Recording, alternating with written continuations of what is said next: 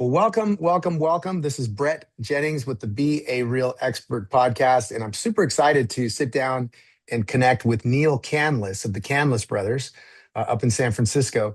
Neil and I have had the privilege of working together for probably close to 3 years now. We're going to hear a little bit about Neil's story, but he is a top agent in the San Francisco market. Also has a remarkable flipping business with his brother. So very solid investing background, and so today we're going to unpack what we're going to call the farming formula. And it's really how Neil went into a market that um, was pretty well saturated, I would say, with agents and listings, and carved out in just 24 months' time his position as a dominant agent in that market. So if you've been trying to crack the code on farming, you're going to want to grab notes and a pen and pay close attention here. So turn off the notifications on your phone, whatever it is, because the next 30 to 45 minutes is going to be pure fire. So Neil, welcome to the show, man. Thank you, Brett. Thank you for having me. I really appreciate it. Cool. Well, Neil, let's give our viewers here a little background on kind of yourself. How everyone's got an origin story and how they got into real estate. So take us back to the beginning. Like just a short bit on how you and your brother got into real estate, and what led us to deciding to pursue farming as a strategy. Absolutely. No, thanks, Brett, for having me again. My brother and I have been doing this now for more than a decade. We started off together with a real estate brokerage. We were a Coldwell Banker in the beginning, and then flipping homes as well. And then we decided to 10X it. And we started in San Francisco and sold a lot of properties up there. Then when COVID happened, during that time, we went independent and continued growing our investment company as well. And we ended up hiring a bunch of agents. At one point, we had 15 agents. We went fully independent, had our own brokerage called the Canlis Brothers. And then when the rates changed in 2022, a lot of our newer agents struggled a bit. And we decided to change our model. And we decided to change our model to be focused on me and my brother's sales. So we ended up hiring, kind of like strengthening, augmenting our team, getting a full-time marketing person, getting a full-time canvasser, getting a full-time listing coordinator, and kind of building out a team so that we can focus on farming and being in one location. And then from there, we've been farming now in a new area that we didn't even at first live in or sell that many homes in, outside of San Francisco. And I can Yeah. go into the details of that, but we've been doing this Yeah. 24 months for 2 years. Yeah, let's talk about that, because I think that's where this story begins, right? You and I originally connected on coaching to build that team, Right. the real estate sales team, and get your staffing right and your margins right. And once you guys decided, okay, we want to be a SEAL team, just my brother and I, with just enough staff to really get out there and crush it. And what's going to be the best formula to dominate the market? And farming became the strategy, right? That we chose. So let's talk a little bit about how you ended up selecting, once we decided farming was going to be the strategy, how you selected the farm area, because I think there were a few key criteria, right? That you used to eventually select kind of that San Mateo general area as a target. Exactly. I think going back to that, in 2023, my brother and I have had many coaches, and we reached out to Brett. I cold called him and I was like, hey, Brett, you got to coach me, man. I love what you're doing at Side and at Real Estate Experts. And he was growing his team. And I wanted Brett to coach us, not just because it was about growing a team, because we were actually going smaller, right? Hmm. And the coaches, because of the fact that he knew how to build a team. And because of that, I wanted the opposite. Like, I wanted him to teach me how to do the opposite, because he was being so successful in growing it. So I knew that he would know how to do both. And then on top of that, Brett, obviously, as we know, is a spiritual gangster. So I wanted that element of it as well. So we started coaching in 23. We made a couple of changes to our team. A lot of our agents, we became a Navy SEAL team, and everyone has specific roles. And our biggest thing was I reread the Red Book, which was Gary Keller's The Millionaire Listing, a Millionaire Real Estate Really, Estate agent. Always goes back to the three L's, right? Listings, leverage, and leads. And it's in that exact order. Listings, number one. So we were really, really, really good agents in San Francisco. My brother and I won a couple awards. Like we were Rising Star of the Luxury Council in 2016. And we sold 50 million in our first year in 2015. So we were like, we people knew us in San Francisco. But after COVID, we wanted to move our price point up. We wanted to get out of a lot of the condos that we were selling, and we wanted to go into single family homes. So we looked at multiple different areas of the Bay Area. We looked at La Miranda, different areas there. We looked at San Mateo. We looked at Palo Alto. We looked at different parts of the South Bay. But what really was important to us were really two things. Number one, we wanted to find an area that had a good turnover rate. And what is it? How is Hmm. the rate calculated? Is calculated. Yeah. How do you define what is a good turnover rate? Good question. So what we did was we only look at single family homes. We did not look at a condominiums or townhomes just because we wanted to focus on a higher price point. So you look at the number of single family homes in a specific city or neighborhood, and then from there, how many of those homes turned over. So like a healthy, it's obviously different around the country, but a healthy turnover rate is like anywhere between 5 and 8% of every year. So easy math, if there's 100 homes in a community you're farming, you want 5 to 8 of them to sell every single year, right? So you And want that's to, not necessarily easy to find because Bay Area, because home prices are high, interest rates have been high.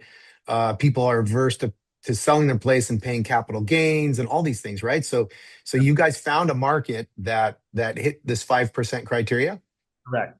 So that's the first thing. Number one had to be anywhere between 5 and 8%. But also number two, there could of those percentage of sales in that last 12 months, there cannot be one agent that has more than 10% market share. And that Tell was me why you tell me because we talked about this, but tell me why you think that's important. When somebody's going out to pick a farm, why do you want to pick an area that has no agent with more than 10% market share? it's like Ken DeLeon in Palo Alto. Ken DeLeon in Palo Alto, he goes to listing appointment, he drops a black book, and the black book is all his sales. Hmm. Hmm. You're a Hmm. seller. And then you see me, who you may love me, right? I can come in a suit, me and my brother, the tandem of us is really, really good, but you're up against DeLeon who drops his black book. Yeah. And that I can tell you from personal experience, also having been, running a real estate team and being a listing agent, we have a great system and process and execution in listing homes and getting really good sales prices. Historically, we get top sale prices in every neighborhood we sell in. But you're right, like going in and trying to knock out what we'll call like the incumbent or unseat the king in Yeah. that market. And typically it's going to be somebody who has over 10%, right? That's going to be the king. Okay.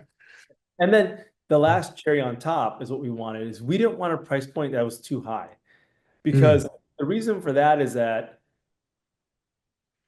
everyone and their mom is trying to be in that price point.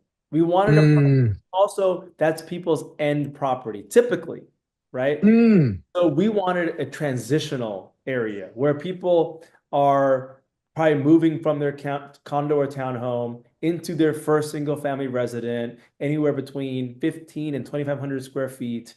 And then they're going to live there, have maybe one kid there, maybe two kids there, and then move to their 3,500 square foot home after that. So we like that because there's a potentially a sale and a buy, or a Mm. sell and buy. So we're thinking Got about it. next steps already because everything that we do is long-term vision. Obviously, we want to Yeah. make as much progress as we can within a 12-month period. Every quarter, we look at that, but we want to look 10 years out. In 10 years, is my phone going to ring to constantly sell these properties? That's what we're looking for. So that was Got it. So in San Mateo, for people who are listening across the country, they're going to want to throw rocks at you right now. But in yeah, San Mateo, that median of the market is like around that $2 million mark, right? yeah, Where yeah, you're saying those people are going to be moving up from condos and townhomes into those homes, and it's not their forever home. So right. when those key people go to move, you're going to catch both a twofer. You're going to get a listing and a buyer. So I really like that. That's Yeah. awesome. So that was the farm selection. No more than, I mean, you wanted at least 5% turnover. no dominant agent with more than 10% market share, and ideally kind of around the median price point, so that we can potentially catch two sides of a transaction if we're going to Correct. get a deal. Okay, that really makes sense. Yeah. And so when you and I got together and talked about the actual farming strategy, once you selected the farm, we were like, hey, we need a marketing piece. And maybe you want to pull this up, a Yeah. marketing piece that's going to kind of break through the noise and Yeah. differentiate yourself, because in our hyper competitive real estate market in Silicon Valley, average homeowner probably gets 5 to 7 people who are farming them. Yeah. So yeah, and what we also know about marketing, right, is you have to stand out Right. and differentiate yourself, because money moves to difference and not similarity. So one of the things we talked about was like looking at this higher end marketing piece. It's going to be expensive Right. first year, which was with through real marketing, right? Yeah. So before I go to that, I really want to make a point on that and piggyback what Brett was saying is that number one, whatever you decide to do in terms of marketing, you got to stick with it. You got to at least do 1 year. And it Hmm. may hurt and it will hurt, but you have to stick with it for at least a year before you see any results. We thought we weren't going to see any results in the first year, maybe one deal or two, but we can get into the results later. But the big piece of it was making a statement and then staying in it and sticking through the suck, because we knew it was going to suck, but we wanted to go through it. And then when we were talking to Brett, we ultimately decided on San Mateo because it had all of our price points. I think it had our hits. It had a 6.5% turnover ratio. Turnover rate. They did not have an agent that had more than 10% of market share. And then it was a transitional area. So what we did was we picked the part of San Mateo. San Mateo is a big city.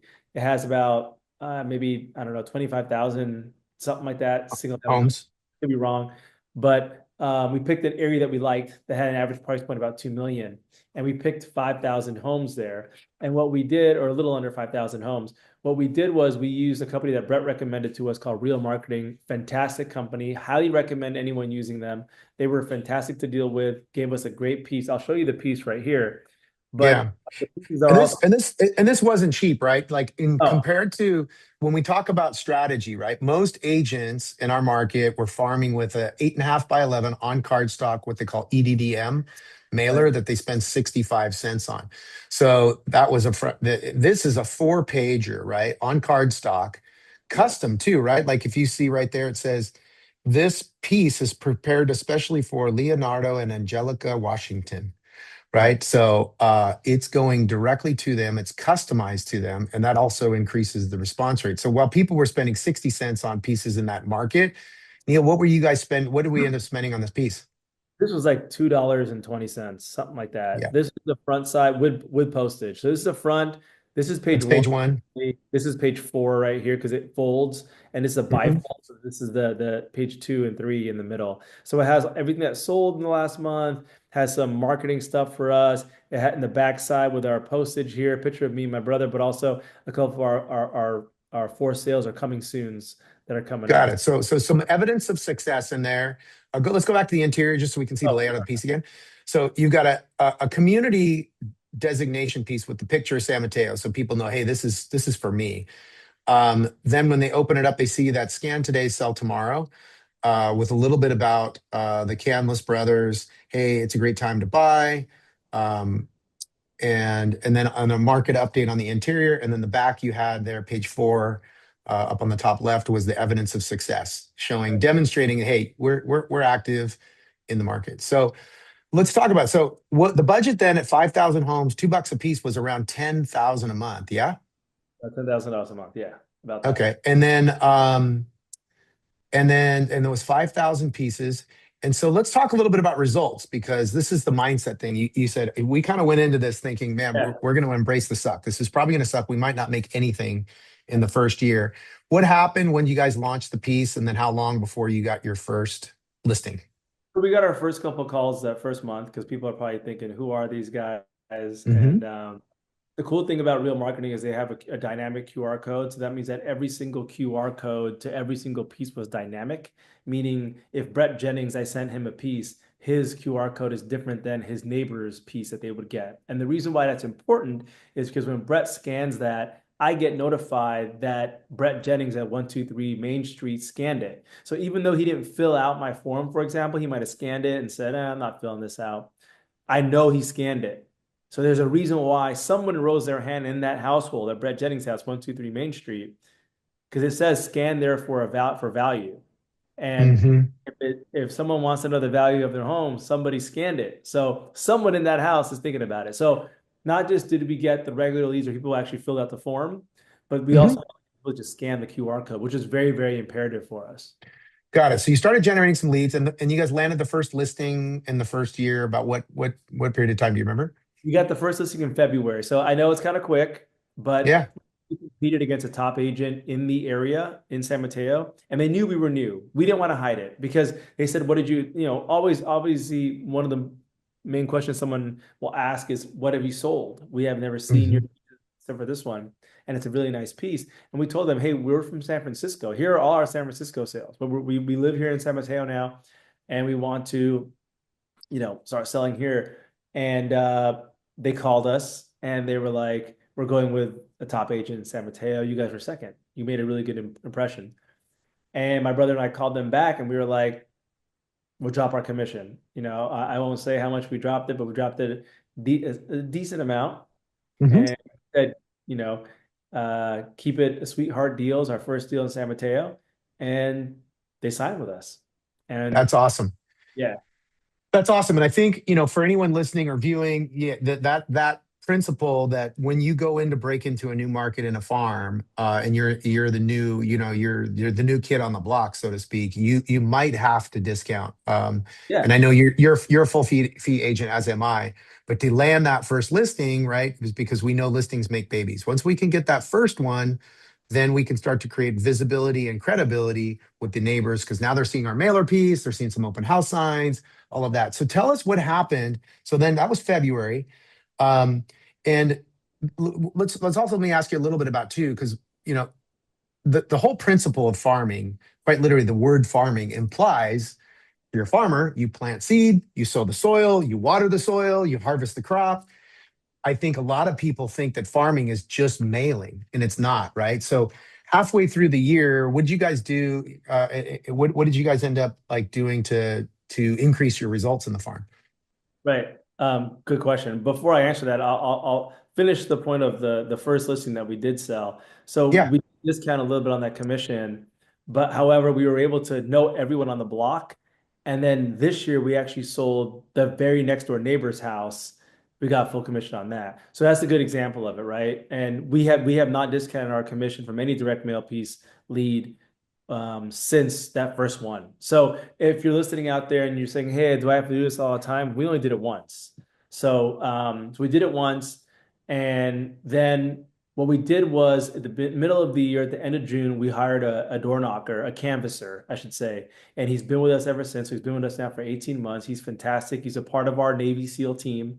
And he literally knocks on every single door in San Mateo where we send our direct mail pieces out, and he just follows up and he's out there. He's not out there looking for listings. Of course he is, but he's not saying that. He's out there just building relationships. What can I do to Mm. help? How, what? And he's also in there getting drama because neighbors like to talk. They're nosy. They're nosy neighbors for a reason. So he literally will talk to people and say, "Tell me what's going on over there." And they'll tell him. And everyone knows who he is now. He's been knocking it on for 18 months. Everyone knows who Danny is. He's big on social media. Everyone gets our pieces. He's holding our piece. They go, "I know you guys, the brothers." He'll knock on a door and they'll say, "The brothers," and he's not even one of the brothers. That's great. I go with him like once a week just to see how he's going. Also meet some of Yeah. he tells me who are the top people. "Neil, can you come over here and talk to them with me?" I'm like, "Yeah, let's go." So we Cool. invited him. It took him a while, Mhm. training and getting a canvasser going takes a while. He really, Mhm. really has hit his stride, to be frank with you, the second half of this year. It took him one full year. Year. He had no real estate experience. And I'm telling you, knocking on doors is tough. He does it Oh, January, it's hard, man. Yeah. January 1 to December 31. But the key is he doesn't do it 40 hours a week. He only does it 20 hours a week because he also has follow-up calls and he has other stuff that he helps us out with on the team overall. I could get him out there and knock 40 hours a week, but he'll get burned out. He'll hate it, because Yeah. it's a lot of rejection and a lot of mean Yeah. people. So, but there are days where he gets amazing, amazing hugs. He was Conversations. dropping off panettones yesterday because Every year we give panettones to our favorite clients, and he literally sent me like 6 selfies of him and my clients like holding the All pan. smiling, and Yeah, that's awesome. dropping off panettones, man. So yeah, That's awesome. it's an onion approach that we have because everyone gets our direct mail pieces. Everybody sees our open house flyers, open house signs on the yards. Fines. Everyone sees our sales. Everyone sees our canvasser knocking on doors and me. So it's like an onion approach that we have that people know who Got we it. are in the community now. So let's talk about results for year one, right? So $2 a piece, big investment, 5,000 pieces. We're going 10 grand a month. We commit for a year. February, we get our first listing. What's your canvasser's name? Danny. Danny. So Danny starts knocking in July. After that, you guys, how did the results change from just putting seeds on the soil versus now knocking? We're watering them now, right? We're truly doing the other elements of what a farm entails is prospecting in the farm with him, Danny knocking, and you're going out there with him from time to time. What happened in the back half of the year? We got 3 more listings, average price point around 2 million. But I was telling Brett before we got hop on this call, and I forgot to mention it to him, is that yeah, we got 3 more listings. So we ended the year with 4 listings from our direct mail slash door knocking. Because it's hard to say, is it only direct mail? Is it only door knocking? Because they get both, right? And they know us Mm-hmm, because of the direct mail. So it goes together. But that was just 4 closings, right? How Yeah, yeah. many You. How many other seeds how have been many planted seeds are planted that are throughout? now sprouting? And the best part is some people, I don't even know who they are. Danny Mm-hmm. just calls me and tells me. When I get a call from Danny in the middle of a day, I get so excited because he's at somebody's door saying they want to sell their house and they That's want me awesome. in there. So, it's the seeds that he's planting. And he has a photogenic memory.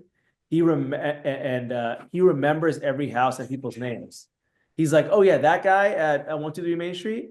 Yeah, the guy with the dog. Yeah, he almost bit me, but yeah, he's a super nice guy. That's great. He's That's great. amazing. So okay, so let's talk ROI. So we do all this effort. We put the marketing dollars out there. We start prospecting by knocking on doors. Month 6, we get 3 additional listings, and so that our average price point is 2 million. So we end up with eight 4 listings at 2 million, 8 million. We which is about 100,000 in commissions in year one, and now we've invested 120. Does that sound about right? Yeah, all right. So we're about break even, I'd say, the About first year. break even. So 4 listings in year one, which is great for a farm, but it's not a small farm. 5,000 homes. Year two, strategy changes, right? It's like, okay, and I love what you guys did here. Talk to us a little bit about how you changed both the number of homes you farmed and the farming piece in year two, and kind of the thought process behind how do we reach more people with the same budget?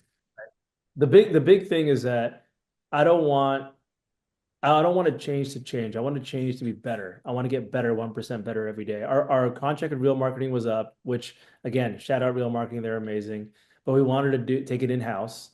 So now we have our own printer and we do it in-house. We changed the piece from a 4-pager to a 2-pager front and back. So Um, just one sheet with front and back. Correct. One Got one it. sheet front and back. And we got our printer to do it for a great deal. And we're spending the same amount of money, $10,000 a month, but we're sending out to 15,000 homes now. Wow. Okay. So strategically, we're like, okay, we have a formula that works. How do we reach more people with the same budget? So you took the 4 piece that Right. you had that was beautiful, positioned you as the guys in the area, and now going to a smaller piece that's 2 pages, you were able to take the same budget, go from 5,000 homes to 15,000 homes.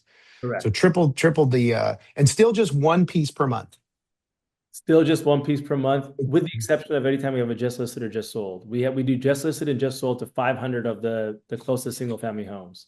Okay. So when you get a listing in the area, boom, once it's listed 500, when it sells 500. So a little bit of we call that event-based farming. Like it's farming within the farm around those homes. So I don't And count those for our farming because it's not because well we count it for our overall direct mail numbers, but we don't count it for our monthly farmers because then it's yeah, like It's a Oh no, then one-off, you're double counting. Yeah, yeah, no, I agree. So then Danny's still knocking, and and he's still knocking. so let's talk about year two results. Mhm. So this is where the long game pays off, right? Having a good strategy, Right. and the long game pays off. So year one, we got four listings, we cover our cost. And year two, how many listings show up in year two? Year two, we have 13 closed, and I forgot we have one that's closing in early January, so 14 listings. 14 listings. So Thir- 13 closed, and one is closing in January. okay, I got to rerun my numbers here. So Mhm. 14 listings, again, average price point around 2 million. So we Right. got 28 million in sales. Um, and that's about 28 million. Uh, and that means our gross commission income is about 700,000. Now, what do you think if someone across the country is going to hire a canvasser to work 20 hours a week? He also does some other stuff like he's following up with leads and things you're saying. So when he's not knocking on doors, he's working. But to have an administrative person like that, is that a 60, 70K a year, 50, 60, 70K a year position if somebody were to go hire somebody like that? Base for sure. Okay. Base. Okay. Got it. So now our budget's going, let's call it from 120 a year to 180 a year. Is that Yeah, roughly yeah, you could fair say that. assessment? Okay. So we put in 180K. We got 14 listings. We brought in 700,000 in commission. And that means we got a 3.8 ROI. So our 180K invested brought us 700,000. That's almost a 4x ROI. That's really good for marketing. It is. Um, So that's solid, man. And so this is a predictable formula that you've executed. And I think it is the combination of having good strategy to start, break through the noise with a differentiated piece, back it up with some hustle, right? You use check equity in the beginning and sweat equity on the back half. And now you're starting to build some momentum. So let's talk about, because here's the piece that we haven't even factored in. Uh, a well-marketed listing should bring some buyer leads, right? When you're hosting those open houses. So let's talk a little bit about, do you think, so far, how many buyers do you think you've picked up or closed in the farm since inception there? Three, four, five, six? And I'll admit, I'm not the best at buyers. I give them out to my team, right, to handle. Mm-hmm, mm-hmm, But mm-hmm. myself and the team, we probably close around six buyers. Okay. And I'm being honest, right? Like I wish I Yeah. could say we did 20, and we should. Uh, Yeah. but we got better ways to do it. Coming Yeah. in six, but I would say we did about six buyers. So, and typically people who are coming in to shop at an open house for a $2 million house, when they go out to buy, they're buying a $2 million house. Is that fair to assess they're probably around that $2 million price Yes, point too? Okay. correct. Plus, So that's like another, Plus, people are gonna like the craziest thing doing a farm is that you do an open house and then not everyone, but a lot of people just know you. They either yeah, seen us on your direct mail piece, they seen our canvasser, seen us at other open houses, right? So they walk in and go, "Hey, you're one of the brothers," and that's what you love because yeah. it's brand recognition that we never had Year before. now. And it takes, what do they say? The 22 immutable laws of branding, they say it takes like 22 impressions for Yeah, someone to there build you that go. level of 2 years, familiarity. 2 years. 2 years. There Boom. it is. So now you're just starting to build the momentum. So we talked about 28 million from the 14 listings we got. We got Yeah, another six buyers, which is another 12 million. So that's 40 million in sales volume, 1 million in commission. We spent 180,000. We're over 5x ROI once we talk about factoring in the buy side.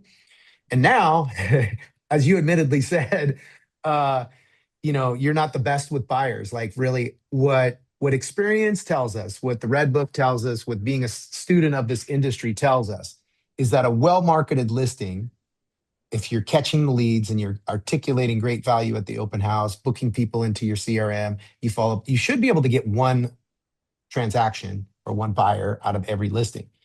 So if yeah, that's the case, we should be able to get like 14 buyer closings out. So what's the playbook? What's the strategy? What's the technology for year three now to take the momentum that you've built and turn this into and take this return on investment even higher? Yeah, we built a product called Remarks, and it's a listing lead generator tool that we implemented all of our listings. We put QR codes on the yard sign. We put QR codes on the kitchen table. We put QR codes on boards of me and my brother, and we say, "Scan here for more information on the house. Scan here for disclosure documents. Scan here for inspection reports. Scan here to sign in. Whatever." And people could walk. Scan here to get updates on how many Okay. offers we got and what this home will sell for. Scan here for updates, scan here for everything. So we can capture that lead information. And that in itself has given us leads. It's helped us get leads. It's helped us double end a couple listings that the buyer came unrepresented, started looking at the documents. We called them, we connected with them. It helped us have buyers. Like these are just the six were just closed. What about ones that were working? Ones that Yeah, were moving on. But Remarks has helped us out completely, and that's something that we built internally, and we're willing to help any other agent out there who has listings that wants to get more buyer leads, more listing leads, because it's also good for neighbors too. Neighbors can come in and scan it because they're nosy. They want to see the yeah. report. They want to know what's going on. Hmm. Get those leads as well. But I think it goes back, like I mentioned to you, Brett, earlier, is that it's the onion approach. It's waiting, number one, overall. It's number one, the direct mail, and not stopping the direct mail. Some days I remember I talked to my wife, I go, man, should I cut down our so Spend. let me just say real quick some mistakes I made. I would say, Okay. "Hey, should we cut down some of my pieces?" And she was just like, why would that's like throwing it away? It's like it's like you mail to them for 20 something months. Now you're gonna stop. It's like, oh, I want to go into higher price points. So let me because we mailed to every single family home in San Mateo that hasn't been sold in the last 3 years, and it's over 1,300 square feet. So I tell her, oh, I want to go up to 1,700 square feet because I only want to, sell homes that are 2 million. Because some of the homes that we sold are 1.5. And she's like, but what? You never retract. You only expand. Why would you do that? Your Yeah. mail piece and seeing Danny and seeing your sales, why would you do that? Another mistake that we did is we also had some other sales throughout the year, not in San Mateo, right? Like we sold a $6.5 million house in Palo Alto. So I immediately got all jacked up about doing mail in Palo Alto. So I thought, okay, we sold it in Crescent Park, and I'm like, oh, let me pull this as Crescent Park. There were like 4,000 single family homes. I sent out 2 months of mailing there. Got a couple calls, but people were just curious. They're talking about Ken, or and I'm out of Chinese descent. Just being Yeah. honest, I'm Yeah. Filipino, so a lot of Chinese people will call me and say, "Do you speak Mandarin? Do you speak Cantonese?" No, you don't. You're out. Mm, I just thought I just wasted money there because I mm. went for the shining object. Because yeah, okay, it was a higher price point home, and I thought I could do it again. What should have been good there is to do some just solds instead. Or if I'm going to stay in Palo Alto, then I got to mail to Palo Alto and stick with it for 1 year. I said at the beginning of this interview, you got to stick with it. That it suck at least a year, guaranteed. And I had to go to high end piece to start it with real marketing because like you got to put your foot down and let everyone know that you're the shit. And like, yeah, we did make that sale and we sold the house in 1 day and it was listed with DeLeon, so it was pretty cool. And we took it over and we sold it in a day. But Ken DeLeon doesn't care about that. He has like 40 Yeah. others. So that's what I'm saying. Yeah. Like, that's not gonna, you have to You stay can't violate your got it. You don't want to violate the rules that you started this particular strategy with, there. which is like Right, stay in the area where you can get the 5% turnover, no dominant agent over 10%. You know you can win that game. right. And I think that's okay. That's And, and, powerful. and then if we want to add, like say we wanted to Hmm. add Palo Alto, then you plan to add there for 1 full year with a high end piece and do not move. Got it. Because the law of attraction, the universe is going to reward you. But you can't go in there for two Mhm. months and think, "Oh, I sold this house. I can get a couple leads." No, it never works like that. Never. Got it. Got it. So this is really interesting. So I just you and I ran some numbers on this before we got on here to talk about this. So uh, at 14 listings, and now we add remarks into the equation. And remarks is for listing agents is going to be a really expensive platform, right? It's going to cost a couple thousand a month or I mean, for the amount of leads that you get, the amount of ROI you get on it, it could be tens of thousands of dollars. But we actually give remarks out at no charge. So if you're listening to Wow. this podcast and you want to be interested with Brett, hook us up. And then also too, if you want a direct mail vendor to help you do it, we can also do your direct mail because we are a direct printer. So if you're thinking about it, again, it's the onion approach. Like I talked Yeah. about, you can't just do one thing. Yep, in farming, it's different. It's direct mail. It's Yeah. canvasser. It's remarks. It's all together, all in one. Yeah. So my takeaway here is listening to you. So in this third year, by optimizing the buyer side of the business and assuming we should be able to benchmark to the standard of getting one transaction or one buyer off of every listing, if we're doing a great job capturing leads from it, we're using a tool like Remarks, that will give us another 14 transactions if we Yeah. don't increase, just assuming what we did last year. And that's at 2 million, 28 million on the listings, another 28 million on the buyers. That's 56 million, 1.4 million in commissions with 180,000 investment. It's a 7x ROI. I don't know anywhere in real estate where in a 3-year time period you can generate that kind of return. So, um, dude, I just want to acknowledge you for your. This business is about persistency and consistency. And really, a lot of agents are looking for shiny objects because at times people feel financial pressure, and then that's the problem is they go chasing that stuff and they're on the real estate roller coaster.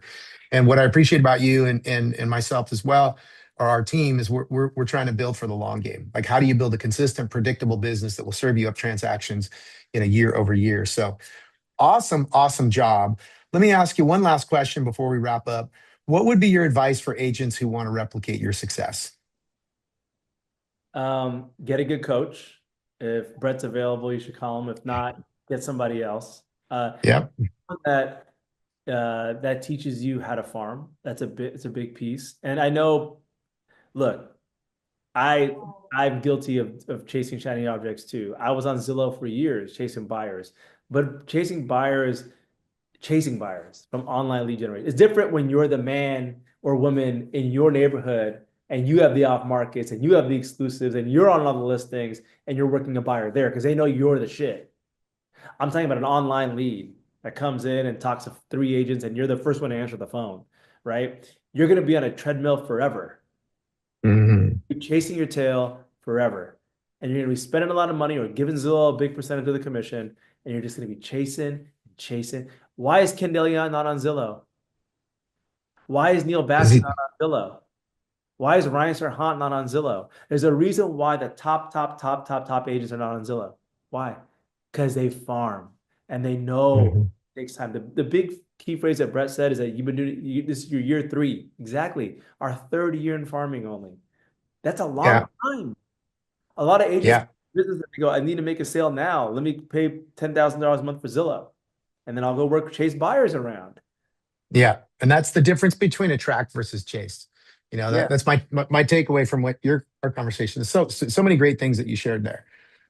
Is yeah, it's the long game, and it's playing the long game.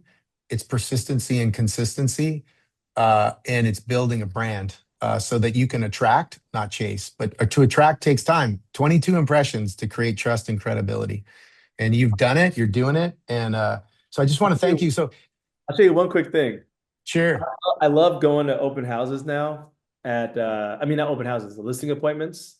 And I Hmm. have my black book. So I go in, I go, it's San Mateo. I just go, yeah, we sold this one, we sold this one, we sold this one, we sold this one, we sold this one, we I sold this. love it. I drop it and I go, what other proof do you want? What more do you need to know? Yeah. What more do you gotta see? What more do you gotta see? Yeah. So Um, so we amazing stuff. Amazing stuff, Neil. Hey, Neil, if people want to follow you or learn more about Remarks, how can they get in contact with you? You can hit me up on Instagram, the Neil Canlis, Neilcan as in November LAS. You can email me, Neil at thecanlisbrothers.com. We'll get you set up for remarks. Like I told Brett, no charge. Get on remarks, get extra leads. One extra lead could change your month. And in that one lead can get you more and more in compound. Remember, real estate compounds. My brother says it all the time to me. Real estate compounds. That's why it's the best in Mm-hmm. the world because it compounds. Um, Mm-mm-mm. sing for your supper anymore. My brother always says he's the best one-liner guy in the world. He's like, we should never sing for our supper anymore. right? Mm, mm, To mm, call mm, us, and mm. then they know we're the best, right? Yeah. That's the way it should be. So farm, take your time, do that. Reach out to us. We can help you. We can do your direct mail. We can help you set you up for remarks. If I can make a recommendation, if you wanted to coach somebody, you got to hit Brett up. He literally helped us out when we were transitioning because we've been doing this for a long Hmm. time, and Yeah. all was like expired listings, Zillow, all treadmill stuff, right? And that's why I can honestly say, like me personally, like this year, we worked significantly less, but we were strategizing more, and it Hmm. changed the game up. So our goals for this year is to double our listing account and double our buyer count in a down market because everyone says 2026 is not going to be the best year, but we're gonna do it. I know we You're will. going to do it anyway. And that just goes to show the market doesn't have to determine your business if you got a great strategy, because strategy eats tactics for breakfast. So Yeah. awesome, man. Thank you so much, Neil, for joining us. And what I can say is if you have questions about your business or want to talk about farming strategy, how I helped Neil nail this one down, click on the link for you see on the blog page here, bearealexpert.com, and click on the link for a strategy session and we'll dive in. So thanks again, Neil, for jumping on, and we'll be in touch. Everyone Thanks, have a great everybody. one. See ya. Don't just be an agent, be the expert.